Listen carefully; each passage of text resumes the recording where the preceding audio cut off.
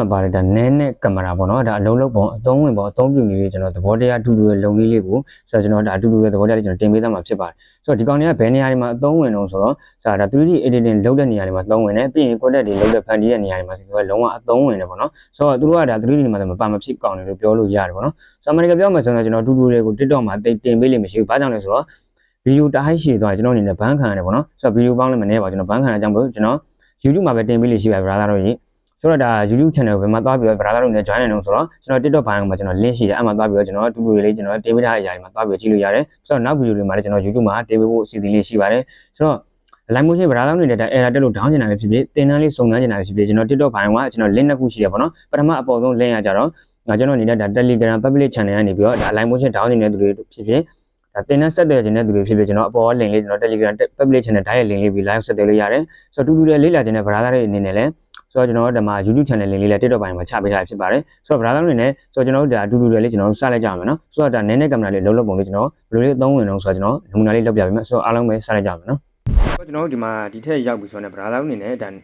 နဲအကြောင်းလို့ကျွန်တော်ပထမဆုံးကျွန်တော်ရှင်းပြပေးမယ်နော်ဆိုတော့နဲဆိုတာဘာလို့ဆိုတော့ဒါနဲဆိုတာဒါတကယ်တမ်းပြောမယ်ဆိုရင်လုံးဝဒါ control layer တစ်ခုပဲဗျာပြောမယ်ဆိုရင်ဒါနဲကိုဒါကိုကဒါ invisible layer တစ်ခုလို့လည်းပြောလို့ရတယ်ဆိုတော့ layer တစ်ခုမှာဆိုရင် brother အနေနဲ့ဒါဥမာဒါဒီကိုယ့်ရဲ့ object တွေဖြစ်တဲ့ဒါ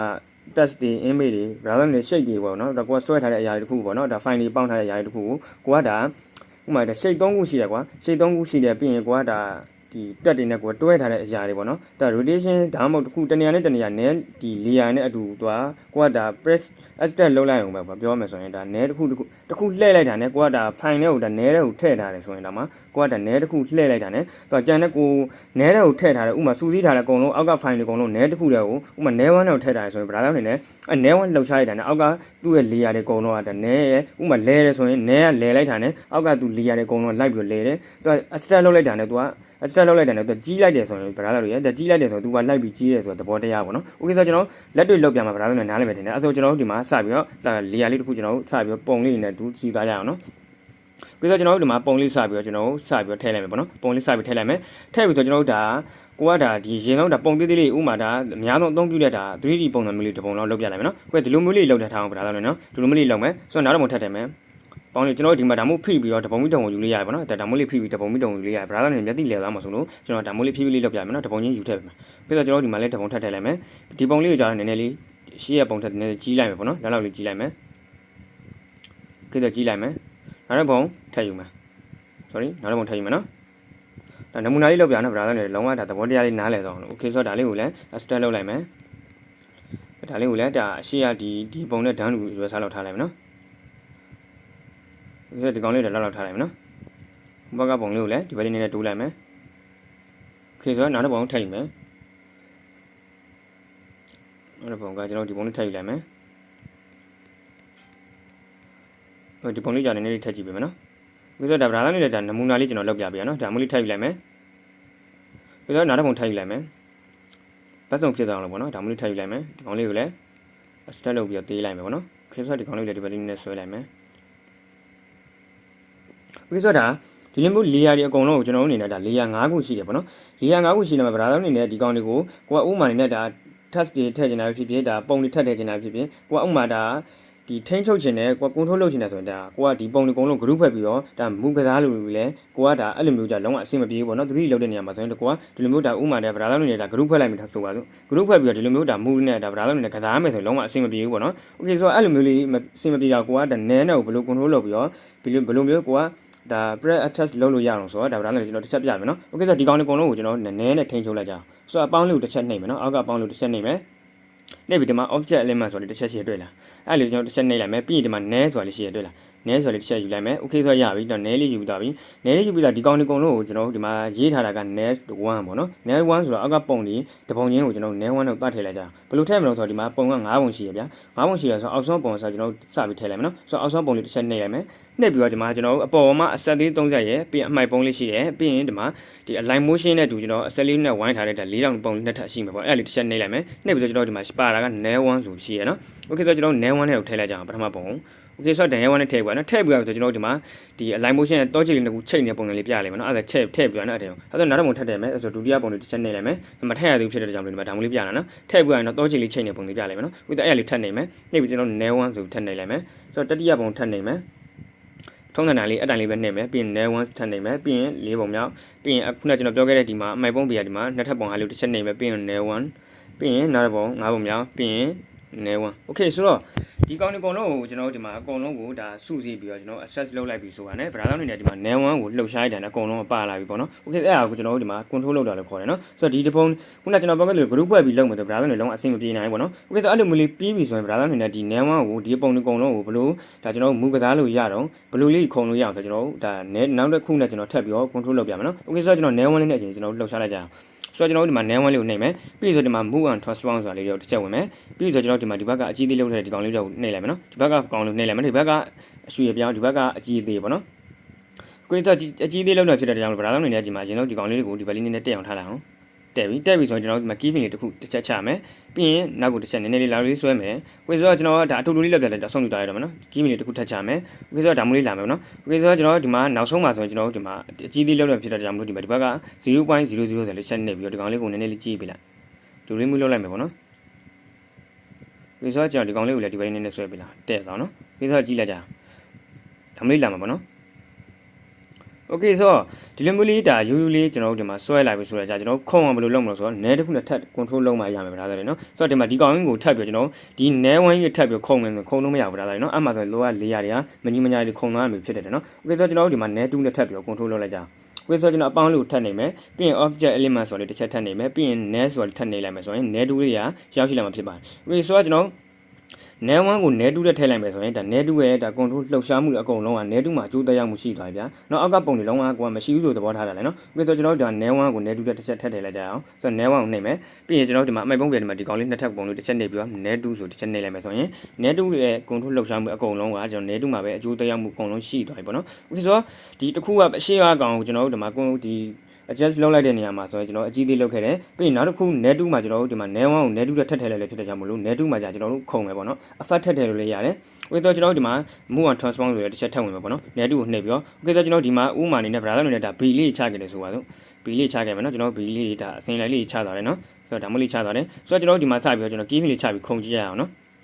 okay ဆိုတော့ကျွန်တော် B တိုင်းကိုရှင်တော့ကျွန်တော် key pin လေးရှင်တော့တစ်ခုလေးလိုက်ချလိုက်မယ်နော်ဆိုတော့ကျွန်တော်ဒီဘေးကဒါလေးကို key pin လေးခေါ်ရနော်အောက်ကကောင်လေး correct လို့ခေါ်ရနော်ဆိုတော့ကျွန်တော် key pin လေးတစ်ခုချင်းစီလိုက်ချသွားမယ်နော်မြားလေးနဲ့သွားမယ် key pin ချခဲ့မယ်မြားလေးနဲ့သွား key pin ချခဲ့မယ်မြားလေးနဲ့သွား key pin ချခဲ့မယ်ဆိုတော့အဲ့လိုမျိုးလိုက်ချခဲ့မယ်နော် B board တွေအကုန်လုံးကိုကျွန်တော်တစ်ခုချင်းစီလိုက်ချသွားတယ်ပြီးရင်ဂျာလွတ်နေတဲ့ဂျားတဲ့နေရာလေးကိုကျွန်တော်အပေါ်ကိုကျွန်တော်9မှတ်လောက်လေးတင်လိုက်မယ်ပေါ့နော်ဆိုတော့ကိုလိုချင်တဲ့ခုံချင်တဲ့ပမာဏလောက်တင်လို့ရပါတယ်နော် okay ကျွန်တော်ဒီကောင်လေးဒါလောက်တင်လိုက်ပဲဗျာနော်ဆိုတော့ဒီမှာ target ကိုသိချကြည့်ပေးပါနော်အလဲမှာဆိုကျွန်တော်ဒီမှာ target စုံတဲ့နေရာမှာဆိုဒီမှာအပေါ်နဲ့အောက်ကိုညီညာမှုရှိတဲ့အချိန်မှာဆိုသူကအပေါင်းပုံစံလေးနဲ့အပေါ်နဲ့အောက်နင်းတဲ့အနီလေးဖြတ်ပြီးနေရာလေးပြလိုက်မယ်နော် okay ဆိုတော့ကျွန်တော်ဒီမှာဒီကောင်ကဒီနေရာပထမဆုံးကဒါအလဲတက်တဲ့ကိုကျွန်တော်အပေါ်လေးနဲ့တင်လိုက်မယ်နော်ဒါမှမဟုတ်တင်လိုက်မယ်ဒါလောက်တင်လိုက်မယ်okay ဆိုတော့ကျွန်တော်နောက်တကြားကိုသွားမယ်ဒီ B တွေပေါ်ကြော်မယ်နော်ပြီးတော့ B ကြားတွေအကုန်လုံးကိုကျွန်တော်အပေါ်လေးတင်ပြလိုက်မယ်သူ့ရဲ့အကွာဝေးတိုင်းလေးတင်လိုက်မယ်နော်ခုနကကျွန်တော်ပထမတင်ခဲ့တဲ့နေရာလေးလောက် okay ဆိုတော့ဒီလိုလေးတင်လိုက်မယ်နော် okay ဆိုတော့နောက်တကြားသွားမယ် okay ဒီလိုမျိုးလေးလာမယ်ပေါ့နော် okay ဆိုတော့ဒီလိုလေးလာလို့ဗရာအနေနဲ့ grid လေးဘယ်လိုဆက်မလို့ဆိုတော့ကျွန်တော် grid လေးတစ်ချက်ချမယ်ပြီးရင်အောက်ကတတိယ grid လေးကိုနှိပ်မယ်ဒါမျိုးလေးဆွဲပေးလိုက်ဒီဆိုတော့ဒီမှာပထမကတော့ဆွဲပြီးရဆိုတော့နောက် grid ဒီမှာဆိုကျွန်တော်တစ်ခုချင်းဒီလိုက်ဆွဲနေဗရာအနေနဲ့ grid ဒီဒါအတူတူလေးမျိုးလေးပေါ့နော်အရှိကြီးဆိုဗရာအနေနဲ့တစ်ခုချင်းဒီလိုက်ဆွဲဗရာအနေနဲ့ချိန်ကုန်သွားနိုင်တယ်ဒီ grid လေးကို copy ဘယ်လိုယူမလို့ဆိုတော့ဒီမှာဒီ grid ရဲ့အောက်မှာဆက်လေး30ရှိရဆက်လေး30ကိုနှိပ်မယ်ပြီးရင် copy current ဆိုလို့တစ်ချက်နှိပ်လိုက်မယ် copy ပြီးဆိုရင်ဆက်လေး30ကိုထပ်နှိပ်ပြီးရင်ဒီမှာတတိယ page ကလည်းသူက give ပြန် grid အကုန်လုံးဒီအကျိုးတရားမှုဒီကောင်ပုံစံနဲ့သွားမယ်ဆိုတဲ့ဘောပဲနော်ဥပမာကျွန်တော်တတိယ grid လေးကိုနှိပ်လိုက်မယ်ဆိုရင် grid ဒီအကုန်လုံးဒီတိုင်းဖြစ်တာတွေ့လားအဲ့ခုနကတော့ကျွန်တော်ဒီတိုင်းလေးပဲရှိတာခုကျွန်တော်ဒီတိုင်းလေးဖြစ်သွားပြီပေါ့နော်အကုန်လုံး okay ဆိုတော့ကျွန်တော် grid လေးပြင်ရအောင်မယ်ပေါ့နော်ပထမ grid လေးမှာဒီတိုင်းလေးချမယ်ထောင်ပေးမယ်ပေါ့နော်နောက်တစ်ခုမှာကျွန်တော်လှဲပေးမယ်ဖြစ်တဲ့ကြောင့်မလို့ဒီမှာအဆောင်လဲဟာမျိုးလေးရှိရနော်အဲ့တစ်ချက်လဲခဲ့မယ်ပြီးရင်နောက်တစ်ခုဒီတိုင်းလေးထားမယ်နောက်တစ်ခုကလှဲပေးမှာဆိုဒါလေးနဲ့လဲမယ်နောက်တစ်ခုဒါမျိုးလေးလုပ်မယ်ပြီးရင်နောက်တစ်ခုလဲမယ်နော်ဒီလိုပေါ့နော် okay ဆိုတော့နောက်တစ်ခုထောင်မယ်နောက်တစ်ခုကြာကျွန်တော်ဒါမျိုးလေးလှဲပေးလိုက်မယ်နော်ကျွန်တော်တင်ထားမှာတင်ထားတာကျွန်တော်ထောင်မယ်လဲမယ်ထောင်မယ်လဲမယ်ဆိုတော့သူသဘောတရားလေးသူတို့နားလဲသွားအောင်လို့ပဲကျွန်တော်ဒါရိုးရိုးလေးပဲကျွန်တော်ရှင်းပြတယ်နော်သူတို့နားလဲလဲအောင်လို့ okay ဆိုတော့ကြည့်လိုက်ကြအောင်အဲ့လိုလေးပေါ့နော် ဆိုတော့ဒီလိုမျိုးလေးသွားဒါအကျိုးတရားမှုကသူကနဲရဲ့အကျိုးတရားမှုကုန်ထွက်ဒါမျိုးလေးဖြစ်တယ်ပေါ့နော်ဆိုတော့အဲ့လိုမျိုးလေးရှင်းပြပါဒါဆိုလို့နားလည်လိမ့်မယ်လို့ထင်တယ်နော်ပြီးတော့ကျွန်တော် effect တွေလည်းထပ်ထည့်လို့ရသေးတယ်ပြောမှကျွန်တော်ဒါတိုင်း oscillate တိုင်းနံပါတ်ထည့်နေပေါ့နော်oscillate exposure ကမှ motion blur swing ဘာညာပေါ့နော်ထပ်ထည့်လို့ရတယ်ဗျာ effect ထည့်နိုင်ပူပြီးအကျိုးတရားမှုရှိတယ်ပြီးတော့ကျွန်တော်ဒါလေးကနဲရဲ့အလုံးလုံးပေါ့ဆိုတော့ကင်မရာရဲ့အလုံးလုံးပုံလေးကျွန်တော်တစ်ချက်ရှင်းပြမယ်ဒါလေးကိုကျွန်တော်အကုန်လုံး delete လုပ်လိုက်မယ်နော် delete လုပ်လိုက်မယ်ပြီးတော့ကျွန်တော်ဒီမှာပုံလေးတစ်ပုံလောက်ကျွန်တော်ထည့်ယူလိုက်မယ်ဆိုတော့ဒီမိုးလေးပုံလေးထည့်ယူလိုက်မယ်နော်ကင်မရာအသုံးဝင်ပုံလေးကျွန်တော်တစ်ချက်ရှင်းပြမယ်နော်ဆိုတော့ကျွန်တော်ဒီကောင်လေးကို adjust လုပ်လိုက်မယ်ဆိုတော့နည်းနည်းလေးကြီးလိုက်မယ် screen ဖြည့်လေးဖြည့်လို့ရနော်ဆိုတော့ပုံလေးကိုတစ်ချက်နှိပ်မယ်ပြီးရင်ပုံမိုက်ပုံပြဆက်လေး30ကိုတစ်ချက်နှိပ်မယ်ပြီးရင် stress to composition area ဆိုလေးတစ်ချက်နှိပ်လိုက်မယ်ဆိုတော့ပုံလေးအပြည့်ဖြစ်သွားပါလိမ့်မယ်နော်ဒီဆိုတော့ဒီမိုးလေးရပြီဆိုတော့ကျွန်တော်ပုံလေးကိုထပ်ပြီးတော့ထည့်လိုက်ကြဆိုတော့နမူနာလေးလုပ်ပြမယ်နော်ဆိုတော့နမူနာလေးကျွန်တော်အမြန်လေးလုပ်ပြမယ်ဆိုတော့ပုံလေးကိုတစ်ချက်ထည့်မယ်ပုံလေးကိုတစ်ချက်ထည့်လိုက်မယ်ဒါမှနမူနာလေးလောက်ပြန်တဲ့ဗရာသောင်းနေနဲ့ဒါကိုကပုံစိတ်ကြိုက်ပြင်လို့ရနော်၄တောက်ပုံလည်းပြင်လို့ရတယ်လို့ဗရာသောင်းနေနဲ့ဒါကိုကအဝိုင်းဆက်သက်လေးလည်းထည့်လို့ရနော်အဲ့ဒါလေးကျွန်တော်တင်တန်းထဲမှာထည့်လုပ်ပြပေးထားရနော်ပြီးတော့ကြီးသေးလေးထည့်လုပ်မယ်ဒီကောင်လေးကိုဒါ adjust လုပ်လိုက်တဲ့သဘောလေးပေါ့နော်ဆိုတော့ဒါလေးကြီးသေးလေးထည့်လုပ်မယ်ဒီပုံလေးကိုလည်းကျွန်တော်ဒီမှာလဲမှာထားလိုက်မယ်နော်ပထမပုံလေးကြောင့်အောက်လေးနဲ့ချလိုက်မယ်ဒုတိယပုံလေးကြောင့်ပေါ်ဒီဘက်လေးနဲ့တင်လိုက်မယ်ဆိုတော့နမူနာလေးလုပ်ပြနော်ဗရာသောင်းတို့ဒါသဘောတရားလေးလုပ်ပြတာဆိုတော့နားလည်လွယ်အောင်လို့နော်ပြီးဆိုတော့ဒီကောင်လေးလည်း adjust ထည့်လုပ်မယ်ပြီးတော့ဒီကောင်လေးကိုလည်းဒီဘက်မှာထားပြီးဆိုတော့ကျွန်တော်အနေနဲ့ဒီကောင်လေးကိုနည်းနည်းလေးထပ်သေးလိုက်မယ်ဒီကောင်လေးကိုလည်းထားလိုက်ပြီပေါ့နော်ဆိုတော့ဒီလိုမျိုးလေးသုံးပုံလာကျွန်တော်တို့စီထားလိုက်မယ်ပေါ့နော်စီထားပြီးတော့ဒါ browser အနေနဲ့ဘယ်လိုလေးကျွန်တော်တို့ control လုပ်လို့ရမှာလဲဆိုတော့ဒီကောင်လေးကိုလုံးကျွန်တော် group ဖွဲ့လို့ရတယ်နော် group ဖွဲ့လို့ရတယ်ဒီကောင်လေးကိုလုံးကျွန်တော် group ဖွဲ့လိုက်မယ်ဒီကောင်လေးသုံးလုံးနော်ဒီကောင်လေးကိုလုံးကိုကျွန်တော် group ဖွဲ့ပေးလိုက်မယ်ဖိနေပေါ့နော် group ဖွဲ့နေလည်းပြမျိုးလုံးပေးရပုံလေးကိုဖိနေနေမျိုးလုံးကိုဖိနေပြီးအောက်ကကောင်လေးအမှန်ကြီးလေးလိုက်ချစ်ပေးလိုက်သုံးပုံနော်ဒီဆို၄ပုံလုံးလဲဒါ group ဖွဲ့လို့လည်းရပါတခါတည်းဖွဲ့နေလည်းဖွဲ့လိုက်ပါနော်ကျွန်တော် browser နဲ့လွယ်လေးပြလိုက်မယ်နော်ဆိုတော့ group အဲ့လိုမျိုးလေးဖွဲ့လိုက်မယ်ဆိုရင်အမိုက်ပုံးပေးရဒီဘက်ဆောင်ဟာလေကျွန်တော် group ဖွဲ့လိုက်ပြီပေါ့နော်ဒါလေးနဲ့ group ဖွဲ့လိုက်မယ်ဆိုတော့ဒီလိုမျိုးလေးဖြစ်သွားပြီဆိုပါတော့ဒီလိုမျိုးလေးရပြီဆိုကျွန်တော်တို့ဒီမှာကင်မရာတီးတန့်ကျွန်တော်ရှင်းပြမှာဖြစ်တဲ့ကြောင့်မလို့ကင်မရာပဲတန်းယူလိုက်တော့မနော်ကျွန်တော်နဲတွေပါနေထပ်မလုပ်ရတော့နော်ဆိုတော့နဲလို့ခုနလိုပဲဗရာသောင်းနေနဲ့အထက်ကနဲလေးထပ်လုပ်ပြီး control လုပ်လို့ရနော်ဘယ်လိုလုပ်လို့ရဆိုတော့ကျွန်တော်အပေါင်းလို့တစ်ချက်နေမယ်ပြီးရင်ဒီမှာ object element ဆိုဒီကောင်လေးတစ်ချက်နေမယ်ပြီးရင်ကင်မရာဆိုလေးရှိရနော်ကင်မရာလေးတစ်ချက်နေလိုက်မယ်ဆိုတော့ဗရာသောင်းနေနဲ့ကင်မရာစယူပြီးဆိုကျွန်တော်ဘယ်လေးတစ်ချက်ထွက်လိုက်မယ်နော်ဗရာသောင်းနားလဲရအောင်ဆိုတော့ဒီမှာကင်မရာလေးကိုစယူပြီးဆိုဗရာသောင်းနေဖွင့်ပေးရမယ့်အရာလေးတစ်ခုရှိတယ်အဲ့ဒါဘာလို့ဆိုတော့ကင်မရာလေးတစ်ချက်နေလိုက်မယ်နှိပ်ပြီးဆိုဒီမှာဖုန်းလေးစောင်းနေပုံစံလေးတစ်ချက်တွေ့လိုက်ဗရာသောင်းလေးအဲ့လေးတစ်ချက်နှိပ်လိုက်မယ်ပြီးကျွန်တော်ဒီမှာကင်မရာပုံစံလေးကိုတစ်ချက်ဖွင့်ပေးမှဖြစ်တယ်နော်အဲ့လေးရပြီနော်အဲ့လေးဖွင့်ပြီးဒါလေးကိုတစ်ချက်ချပေးလိုက်မှရပြီရပြီဆိုတော့ဗရာလောင်းနေတဲ့ဘလူးလေးကျွန်တော် control လုပ်လို့ရအောင်ဆိုတော့ဒီကောင်လေးကိုဂျားတဲ့ဟာတွေရှုပ်တယ်နော်ဘီလေးဖြောင်းလာမှာပြီးဆိုတော့ကျွန်တော်ဒီမှာနမူနာလေးပြမယ်နော်ကင်မရာလေးကိုတစ်ချက်နှိပ်မယ်ပြီးရင် move on transform တော့သွားမယ်ဆိုတော့ဒီမှာဒီဘက်က940 960ကြတော့ကျွန်တော်ဘယ်ညာရွှေ့ရပြီးဒီဘက်က -1660 ကကြတော့ကျွန်တော်အကြီးသေးလုပ်ရဖြစ်တယ်နော်ဗရာလောင်းokay so sorry နော်အကြီးသေးလောက်တဲ့ကျွန်တော်လင်းတစ်ချက်တင်လိုက်မယ်နော်ဗရာ။ခွေဆိုအကြီးသေးလောက်တဲ့ဖြစ်တဲ့ကြောင့်ဗရာသားအနေနဲ့ဒါကိုက just လောက်တော့မယ်ဆိုရင်ဒါဘယ်ကအကြီးသေးဘယ်ကဘယ်ညာရွှေ့ရသွားအဲ့အလေးကိုကွဲပြားဖို့တော့လိုရဗရာသားလို့နော်။ဆိုတော့အဲ့လိုလုပ်မယ်ဆိုဗရာသားအနေနဲ့ဒီဟာကင်မရာရဲ့ထူးခြားချက်ကဘာလို့ဆိုတော့ तू ကစန့်ကျင်ဘက်ပေါ့နော်။ဗရာသားလေးရဲ့ဒီမှာဒါ control လုပ်လိုက်တဲ့နေရာမှာဆိုဒါဘယ်ကိုသွားမယ်ဆိုဒီကောင်ညာကိုပြေးတာ။ညာကိုကျွန်တော်တို့ဒီမှာလက်ကလေးက push လောက်လိုက်တဲ့နေရာမှာညာဘက်ကိုကျွန်တော်ဆွဲလိုက်တဲ့ဆိုရင်ဒါဘယ်ဘက်ကိုပြေးရတဲ့ဘောတရားလေးပေါ့နော်။အဲ့လေးတော့ဗရာသားအနေနဲ့နားလည်လိမ့်မယ်ထင်တယ်။ဆိုတော့ကျွန်တော်ကင်မရာလေးကိုစလိုက်ကြအောင်အကြီးသေးလောက်မှဖြစ်တဲ့အတွက်ကြောင့်မလို့ကျွန်တော်အစာပိုင်းကိုလာမယ်ကျွန်တော်ဒီမှာဒီကောင်1660နေဆိုတာလေ sorry 1660နေဆိုနှိမ့်မယ်ပြီးရင်အစာပိုင်းကိုလာမယ်ကီးပြင်ချမယ်နောက်ဆုံးကိုသွားမယ်ကီးပြင်ချမယ်ပြီးရင်ကျွန်တော်အလဲတက်တက်ကိုလာလိုက်အလဲတက်တက်ကိုကြာကျွန်တော်ဒီမှာဒါမို့လေးကျွန်တော်ဒီဘက်ကလေးကိုပေါ်လေးဆွဲမယ်နော်ကြီးချင်းတယ်ဖြစ်တဲ့ကြောင့်ပေါ်လေးဆွဲမယ်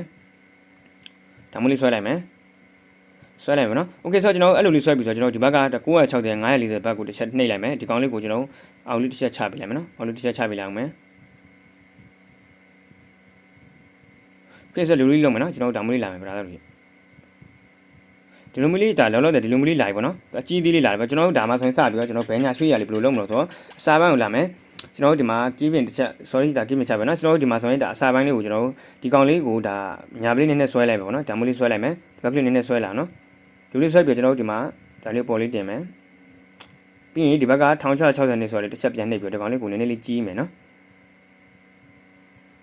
်ဒီဘက်ကဒါမျိုးလေးကြီးမယ်ပြီးဒီဘက်ကိုလည်းကျွန်တော်သူကကြာတော့ဗရာလုံးနဲ့ဒါကိုကလိုချင်တဲ့ပမာဏဒါရာခိုင်နှုန်းချိုးစားရလို့တော့မရှိဘူးကိုစိတ်ကြိုက်ပမာဏအကြီးသေးလောက်ပြီးတော့ကိုက adjust လုပ်သွားအောင်မယ်နော်ဆိုတော့ဒီဘက်ကလေးနည်းနည်းလေးဆွဲမယ်လူလေးလာမယ်ပေါ့နေ